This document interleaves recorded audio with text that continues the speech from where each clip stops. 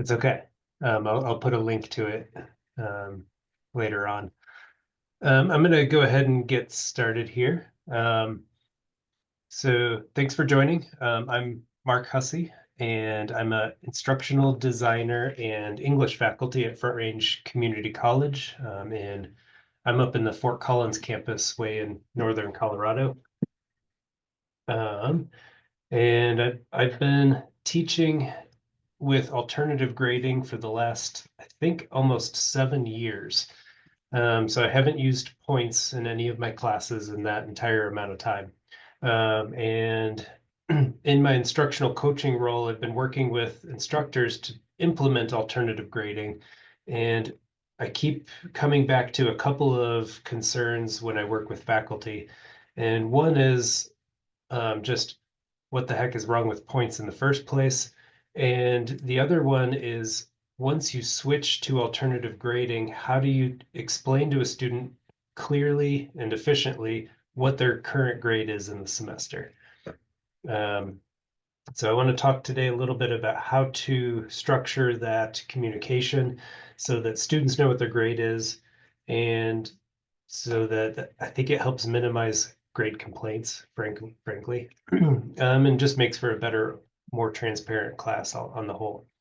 Um, so well, I wanted to start here. Um, so let's say a student comes to you, or we've got two students, two different scenarios, and they're at a point in the semester where they've completed 3 major assessments. And we'll just say for the scenario here that these are the only grades that they've looked at so far. And these students both ask you, what is their grade? How would you reply to these students? And I want to give you a couple of minutes, maybe one or two, just to look through the path each student took to get to that same grade. And how would you interpret these percentages? So you can either come off mute and chat, or type in the chat box if you prefer, whichever interaction you like.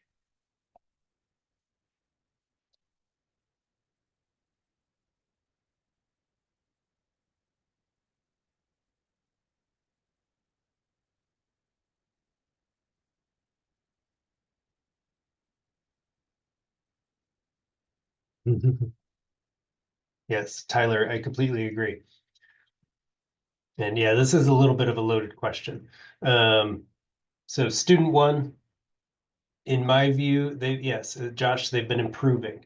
Or perhaps they came in with less of a background, perhaps, than student two. Maybe student two has some experience, or is just better at being a college student and didn't do super well. But student two did better at the beginning, and even in the middle assessment.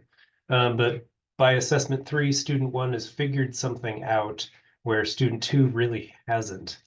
And the couple things to highlight here is that we can have the exact same numeric grade, but be capturing totally different learning experiences on the student side of things. And I wanted to bring this up because I think it calls into question the objectivity of points as a measure, points and percentages, as a measure of student learning. If we can have the same numeric grade, but obviously have very different learning experiences, what is it that points are actually measuring?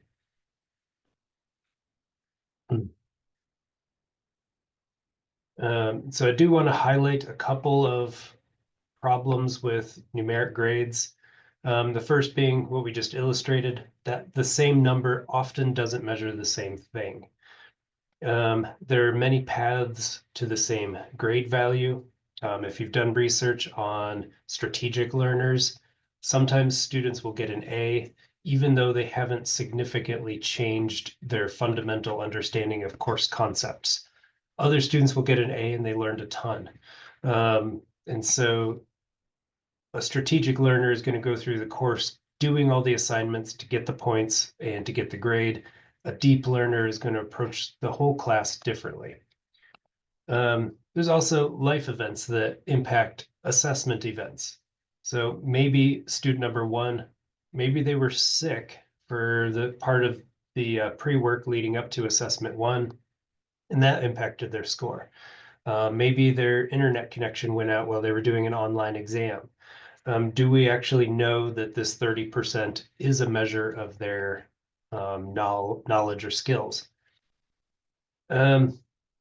There's more reasons here. I also want to highlight one that I think is particularly informative, is that points aren't actually numerical data. And I'm going to cite Talbert on that, who wrote an article called When a Number is Not Actually a Number. And what he's articulating there is that points are actually a form of ordinal labels or just words. And we're ranking things in order and then attributing a number to them, but we can't actually do meaningful math with those numbers. And that's how we can get numerically identical grades that don't mean the same thing. So the math behind point-based grading systems is just illegitimate. There's other problems. I have a whole entire slide that I can share if we want to get into points and why they don't work, but I mostly want to focus on how do you explain and answer the question, what is my grade when you don't have points? Because I think it's time for educators to move to pointless grading, but we haven't all figured out how to communicate grades in that setting yet. So to begin, a really helpful book for learner-centered teaching is by Mary Ellen Weimer, but she points out there's really fundamentally two reasons we grade in the first place. The first reason is summative or certificatory, where we as instructors have an obligation to certify whether or not students have achieved the course learning outcome and to what degree. So when we put a letter grade on a transcript, that tells the outside world how well that student did in terms of the learning outcomes of the course.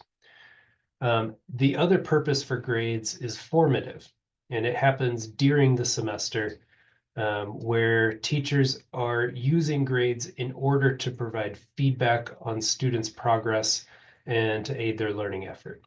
So if you take a quiz and you get a 5 out of 10, that tells you you didn't pass the quiz. It uses a numerical value to tell you that rather than just saying you missed 5 questions and your understanding of the concepts on this quiz is flawed. So, but there's a formative reason we grade, and then there's also a summative reason. And I think when you switch to alternative grading, a key switch that happens is that you sort of drop the formative reason for grading. That part no longer exists. And then the only grade that happens in a class is the final grade, or that summative grade, the letter on the transcript. And I couldn't resist the pun that there's also tardigrades, but they're, besides the point. But then everything else you do in the class becomes formative work with students. You're measuring and assessing their learning. Thanks, Melissa. You're measuring and assessing student learning. You're giving them feedback on their progress, and you're giving students updates on their progress in the course as a whole. But those aren't grades. It's evaluative work. It's assessing and determining how well students are learning and helping them and coaching them in the process of doing that better. So when a student asks, what is my grade? In an alternative grading environment, one of the first things I say is that your grade is the letter you're going to get at the end of the semester that goes on your transcript. Right now, let's talk about how you're doing in the class. And so it flips this conversation back to student performance and back to the feedback and assessment information that we have. And I think that fundamental change in the conversation really improves the overall learning environment, because it takes the strategery out of any strategic learning students. They're trying to game the system to get their grade, and the only game they can play in an alternatively graded class is to keep working on learning the material or engaging in the work of the course. So it changes from what is my grade to how do I improve? And before I get too far here, feel free to interrupt, or post questions in the chat. I will try to leave time at the end for Q&A.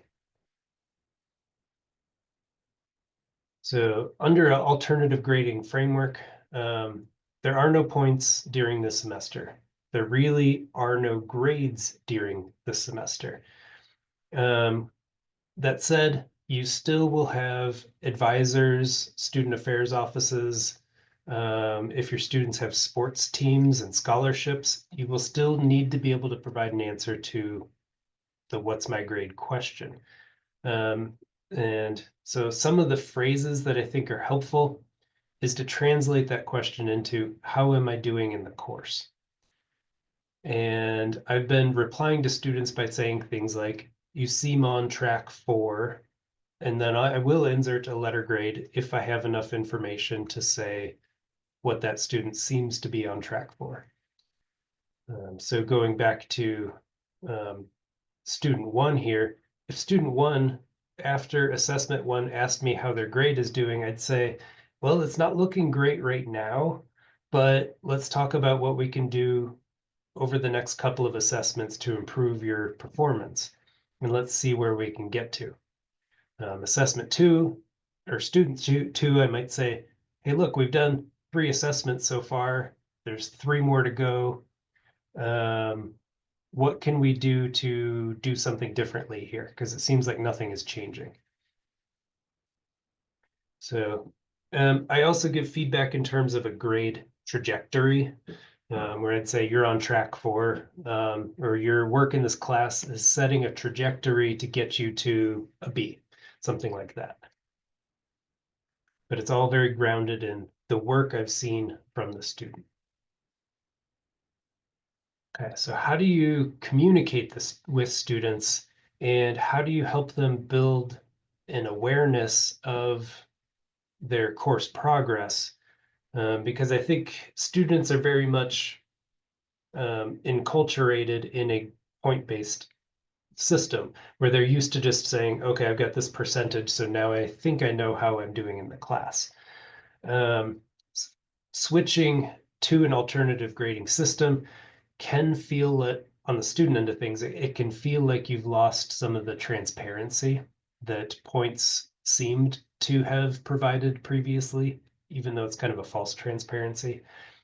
So I think it's important to take a scaffolding approach to helping students develop an awareness and develop the skill of being able to self-evaluate and know where they're at in terms of their own performance.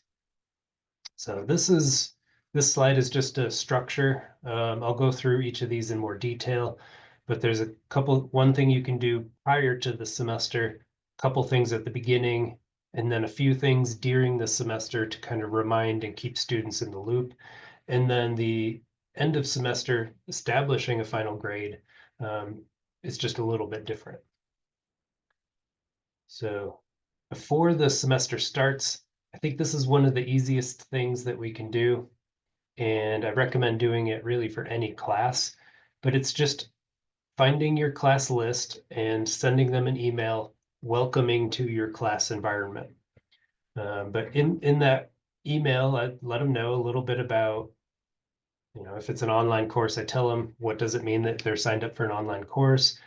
I have a blurb about artificial intelligence, and then I have a blurb about how I grade in the course. And that helps me explain just a little bit, summary, nutshell form, what my grading approach is, so that students have just an introduction to it before they get into the class. This also gives students an opportunity to hit reply and ask me questions.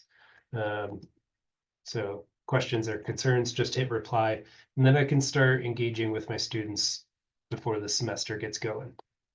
So I think step one for alternative grading is set the stage for your grading system before day one, if at all possible. During the first week, and this is something I want to do with all of you because I think it's a fun community building exercise, and it is really a fundamental exercise to do in teaching students. I think on the one hand, why points aren't useful for learning, and on the other hand, how they already know how to self-evaluate in a lot of contexts. So this is an icebreaker activity I do. If it's in class, it's kind of an in-class activity. If it's online, I do this in the discussion board. But what I'd like to ask you, and if you don't mind sharing in the chat, what is one skill or character trait or knowledge domain that you are presently seeking to learn? And then which of the following words best describes your current skill level? And if you don't mind, do you have an example in which you've demonstrated that skill level, that skill at a particular level? So while you're thinking of one, for me, I'm working at the skill of becoming a better runner. And I would say my current level of skill is maybe proficient. I think back in my college days, I was closer to an expert. I was pretty good at it. But I think proficient kind of captures the way where I could probably go on a run with anybody in this room and keep up. But I'm not going to be competitive in a local road race. I might pick a different word to say something like experienced, but out of practice. And how do I know I'm at that skill level? Well, the other day I went for a run and I timed it, and I compared that time to the time that I had done a couple weeks earlier, and I got faster. So I know I'm improving, but I'm also well short of the goal I've got for myself. Um, okay, Jennifer is working on animal rights law. Fascinating. Rookie. When I attended legal webinars, I get lost. Okay, yeah. So signs that you're not where you want to be just yet. You're getting lost attending even online webinar. For me, knowing I haven't hit my goal yet, that's a sign I'm not quite where I want to be. Spanish. Kimberly's learning Spanish. I'm working on learning Norwegian, and I'm traveling there this summer, and I know that I'm not ready yet. Um, I'd say I think I could be proficient at ordering food and maybe with directions, but engaging in conversation, I'm still a rookie. Gardening, excellent. Running without IT band issues, that's very specific. Also tough to overcome.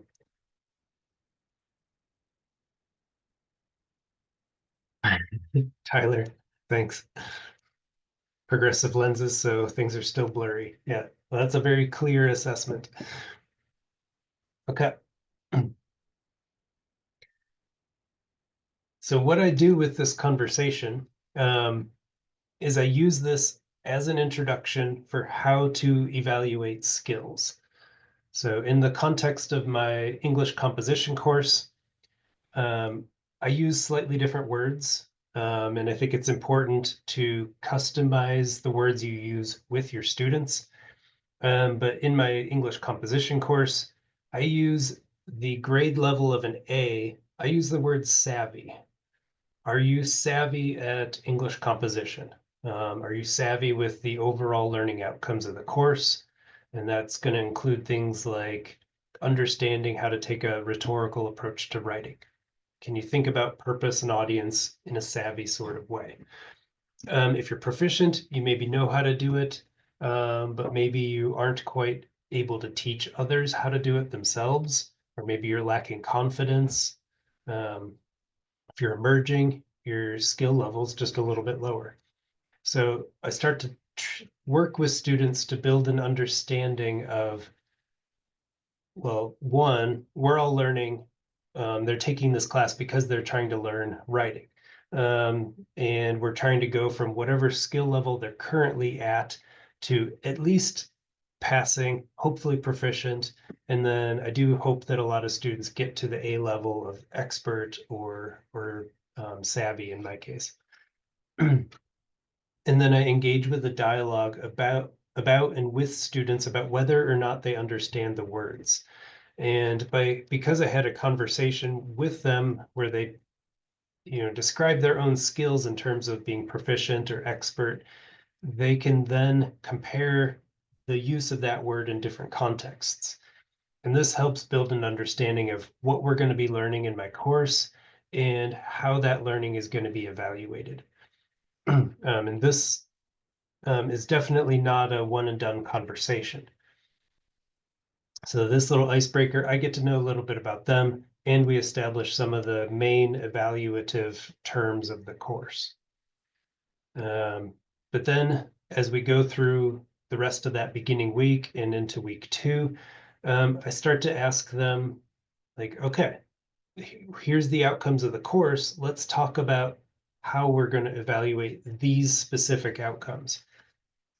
So if you're learning, let's see here, gardening, and you're coming in at an emerging level of proficiency, how would you know that you've gone from emerging to proficient?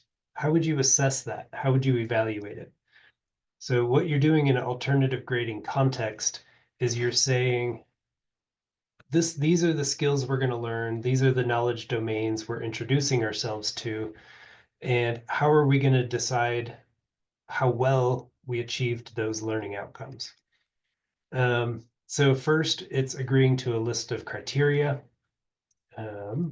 which I'll show you here. I do this as part of a activity that for my online class, I run in a Google Documents.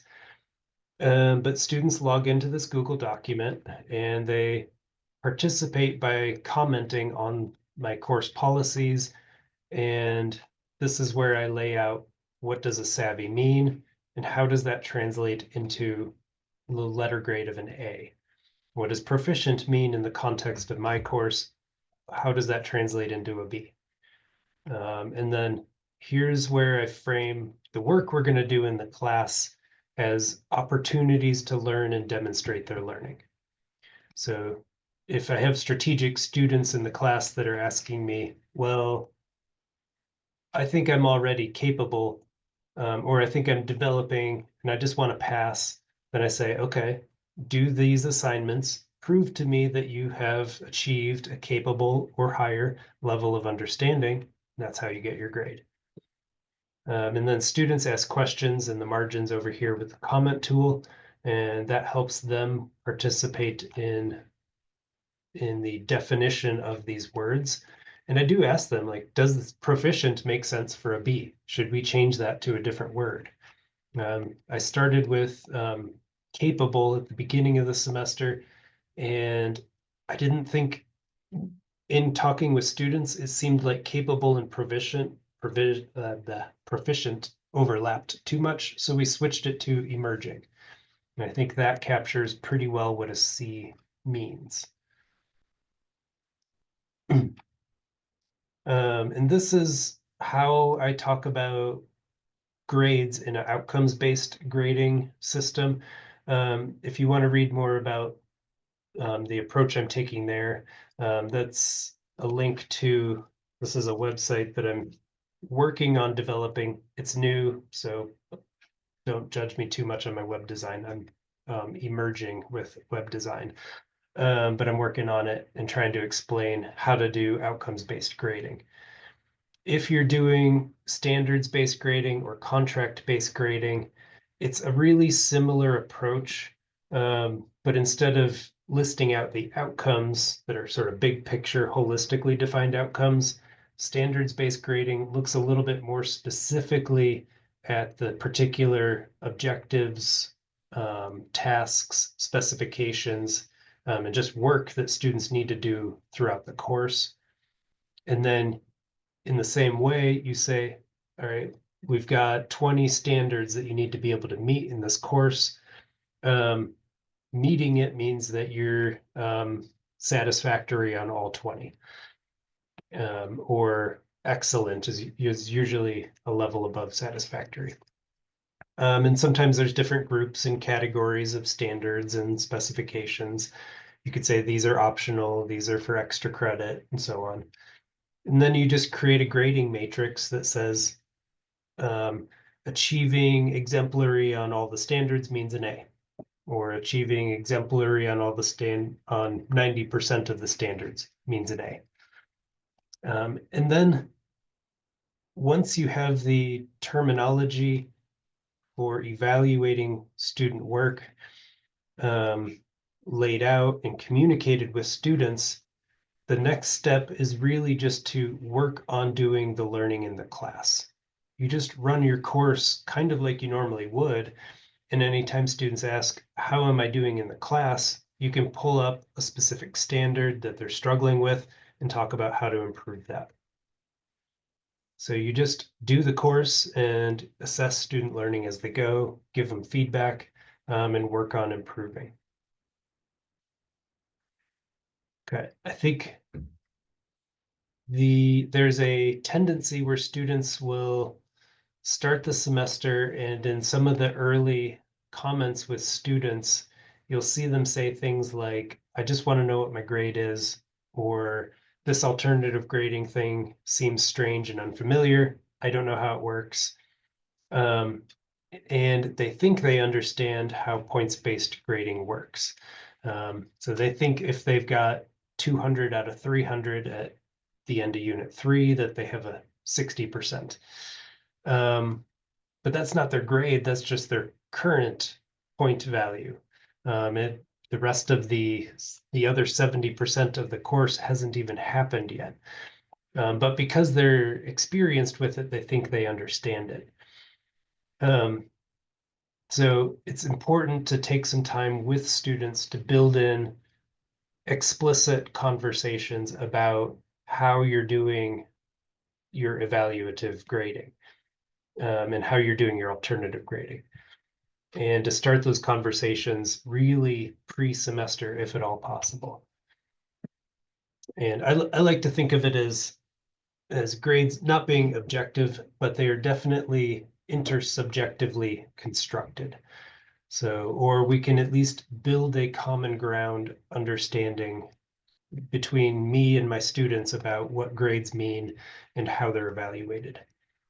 I think it's pretty clear that grades were never entirely objective, especially when you start reading some of the research from the Grading for Growth website.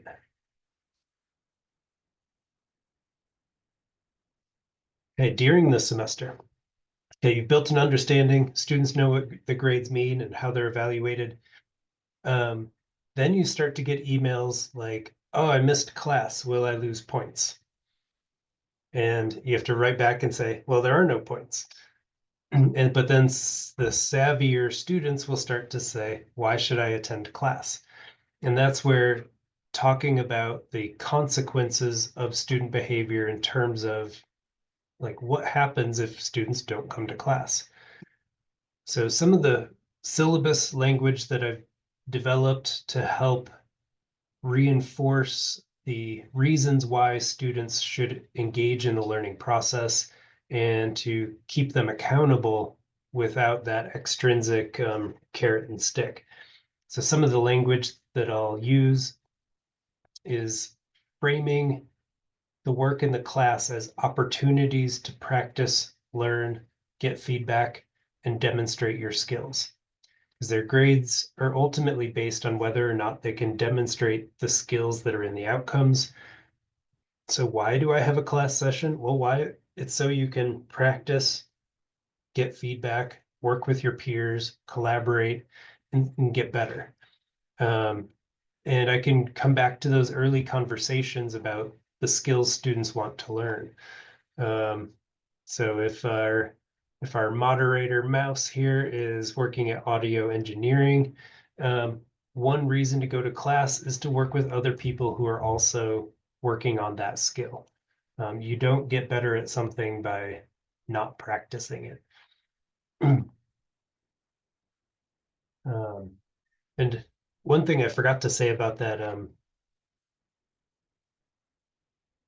the what are you learning prompt, I have never, in the, I think, 4 or 5 years of asking this question, I've never had a student say that the thing they're working at, when they ask, how do you know you're at that skill level? Nobody's ever told me because I got a 99 out of 100 on a test. They reference actual experience.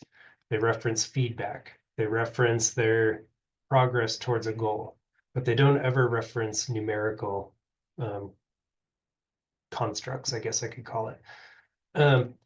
So when I start talking, setting up my syllabus, I want to frame the learning environment in terms of, hey, if you put in the work, you're going to learn this and you'll get better at it. If you don't put in the work, here's what you're going to miss out on. So I do say it's your responsibility to do the work and to prove to me that you've achieved the learning goals.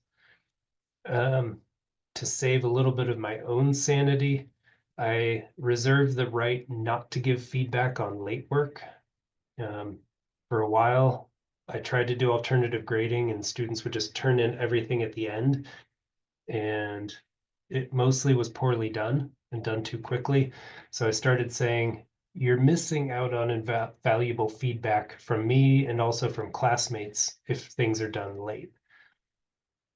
And they still do things late some of the time, but it's less chronic. And then same thing with class. When you miss class, this is the result of what happened there. I also think this is important to have some structured interventions. And I think this is important in any class, whether you're alternative grading or not.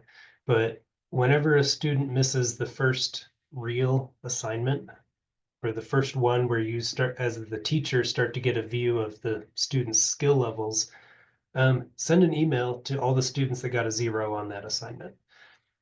Or, well, they wouldn't get a 0 because there are no points. When any students that did not submit for the first assignment, email them and say, I noticed you missed this. You're also going to miss feedback on this assignment. So if at all possible, email it to me immediately so I can grade it and then don't miss the second one. Same thing with absences or not being present in an online class. As soon as you notice a student starting to disappear, fade away, send them a contact and say, I'm noticing this. It's likely to interfere and negatively impact your performance in this class. Let's find a plan for getting you back on track. Same thing with shifts in behavior or performance. I wouldn't do this every single time a student misses an assignment, but the first time you start to notice it, I think you can really get a hold of some students and say, this isn't working, so we got to try something differently. And then the third thing that I would work on during the semester to communicate grades is just periodic grade updates, where you're talking in terms of the trajectory towards a final grade. So in my English composition course, we do 3 papers throughout the semester. And after each paper, I get a pretty good sense of what the students' progress towards proficiency is. So I do a check-in and I ask the students how they would rate their own proficiency. Would they rate it as savvy, proficient, emerging, developing. Um, and then I either agree with their own rating or I say, hey, actually, you're a little further along than you think you are. Um, or I say, oh, you've rated yourself as proficient, but you actually haven't turned in enough work for me to be able to agree with you on that. So I will agree or disagree. But for the most part, because we built a understanding of what those words mean, most of my students are pretty much correct in self-evaluating. Then we do some behavioral reflections about what the students have done, what they haven't done, how I can help as the teacher, what they need more of. And then I do ask them to give me a question. What are you confused about?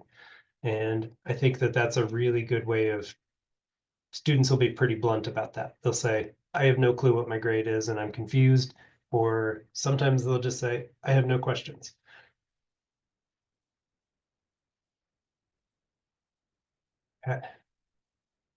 And then after you've done 2 or 3 of these unit reflections, you start to hone in on what the student's grade is heading towards. And if a student is displeased with where their grade is heading, these are key opportunities to intervene and make course corrections. And then after you've done all that work and all that talking with students, then you're starting to get ready to get to the end of the semester. And here's where I usually take the approach of asking students to articulate what grade they think they have earned in terms of the learning goals of the course. So um, if it was a course in running without IT band issues, how far did you get? Did you accomplish running without pain? Or did you not? Were you completely pain-free or was it partially? And we can talk about that and then we can say, all right, well, partially pain-free, that's progress. We could frame that as maybe a C or a B. Completely pain-free, that sounds like an A. So whatever your course is, you kind of have to think about what A, B, and C really mean. But I think it's valuable to have students doing the self-evaluative work um, and getting on the same page with them and having a discussion about it. And if nothing else, having this intentional back and forth with students just prevents grade complaints from happening. Okay.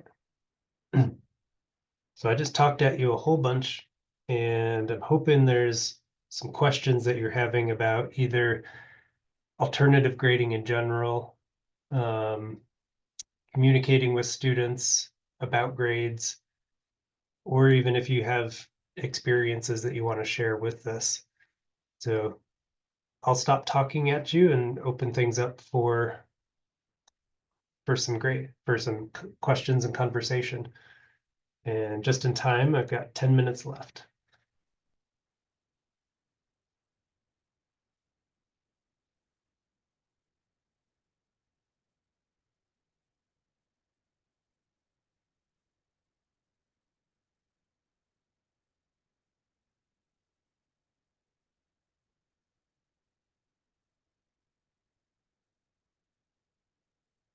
Yeah, thanks, Melissa. And I think these conversations they shift over time as the semester goes on. Um, at the beginning of the semester, students are a little bit more inclined to be quiet about it. So you have to force them a little bit to say, let's do some writing about a skill you're learning and ease them into it to say, how do you evaluate that? I think sometimes if you haven't built up trust with students, those conversations are a little awkward. But the more you do it and the more informal you make it, the more you can just say, that's not proficient. Let's work on this. Tyler, have I always used the outcomes-based approach? Um, no, actually with alternative grading, the first approach I used was Peter Elbow's grade contract, where he has a contract for a B and just lists out the work he wants his students to do and the criteria he wants his students to meet in that work, and either they do it or they don't. And if they do everything on the contract, they're guaranteed a B. And so I think with that approach, I moved away from it because even if students write a lot, that doesn't mean they necessarily got better at writing. So I like the outcomes approach because it frames the class in terms of the skills that students are developing, and it bases grades on their performance. So I think a contract, I like it in a lot of ways, but then some students didn't need to do all the work in order to develop their skills, or they already had the skills to begin with. So I wanted a way to recognize incoming skills as well. But I've done grade contracts and this outcomes-based approach. The only one I haven't tried is standards-based. So I have a hard time figuring out how that would work with an English course.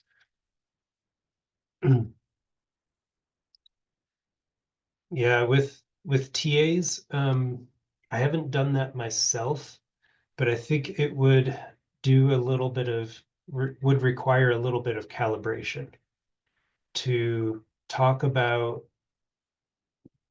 and calibration in terms of what does it mean for a student to demonstrate a skill in the class.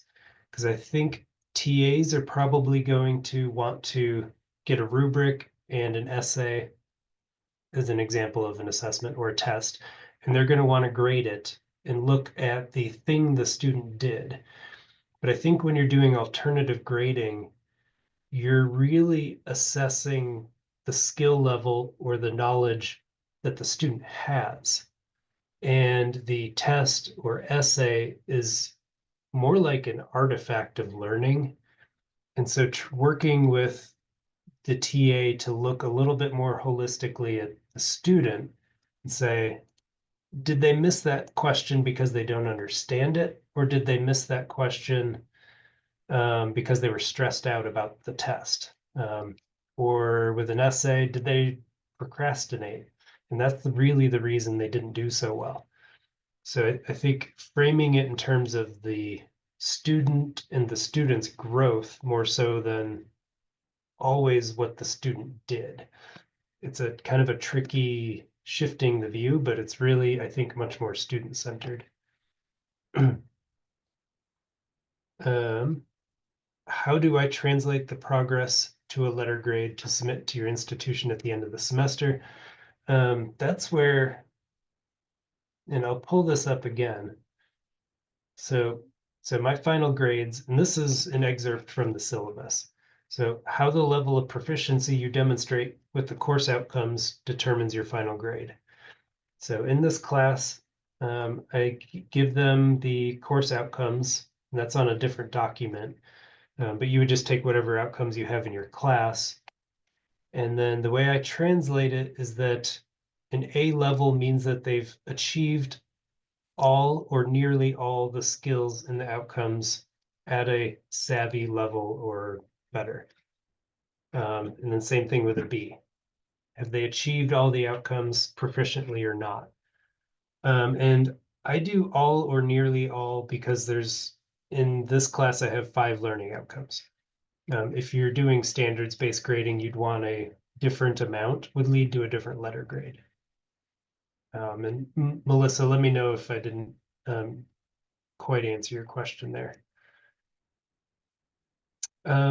Josh, no, I have not had any issues with grade appeals. I entered a grade incorrectly once and had to fix that with the dean, but no, my students, they've emailed me with concerns about their grades during the semester, but post-semester, no, I've actually had a far fewer grade appeals. Well, I haven't had any, but people using this approach anecdotally have less grade concerns.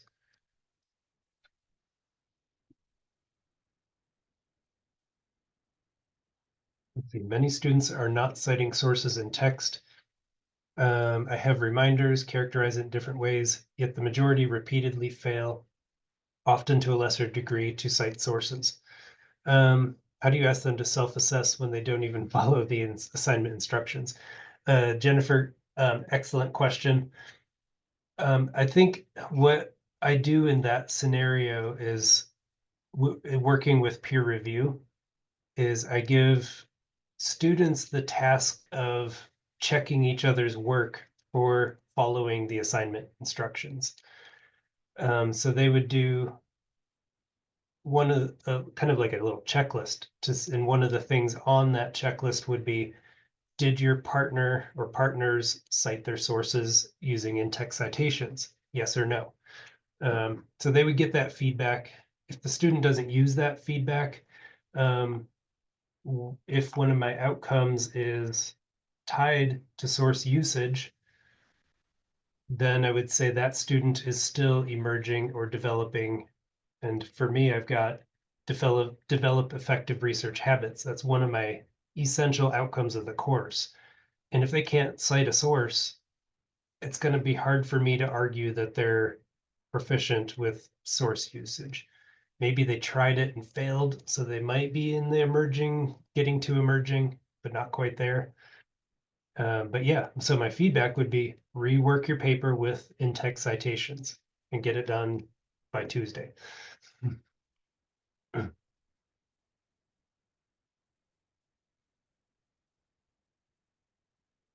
And I think the other key thing to keep in mind with mistakes like that, where they should be learning how to cite and work with sources, is that if they turn in a rough draft without citations, they don't lose points for that.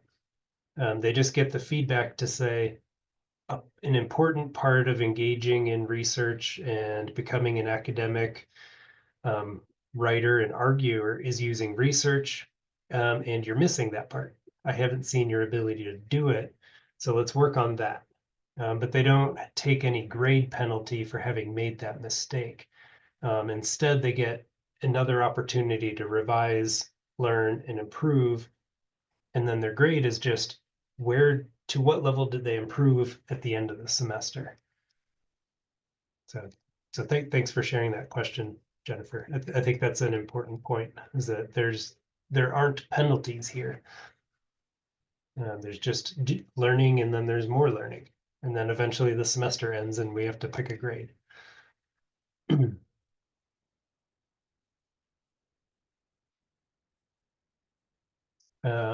So I'll put the slide back to my contact info, but feel free to reach out if you want to talk alternative grading or any type of assessment. But thank you all for being here. And I'll stick around for if there's any questions. And thank you, Mark, for a great presentation. Yeah, thanks, Mavs. Yeah.